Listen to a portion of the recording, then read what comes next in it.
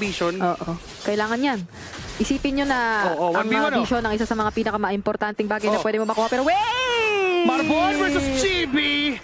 Bakit? Sinesepat niya eh. Oo, literal. Ayan, Ayaw mapended, binawas ko rin gagamitin doon, pero low na nga, agad si Sepat, siya yung unang mawawala. Chibi may ibang target, ito nga si Kojic yung pupuntahan niya, kaso susunod na si Panggor, sumunod pa si Marbon. Galawan ni Sorn yung ginagawa ni Formation Mal. pa nga.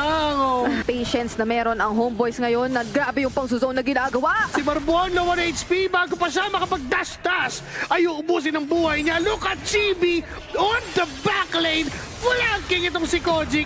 The Tempest of Blades, kaso nga lang napaangat na lang ni Panggor. Tatlo ang dedepensa para sa brute force. Kakayanin ba nila kasi may minions na doon sa baba. Pero yung Lord, hinihintay pa ng homeboys na lumabas. Kailangan dumepensa na maigi nung tatlong natitirang miyembro ng brute force pero grabe yung duality.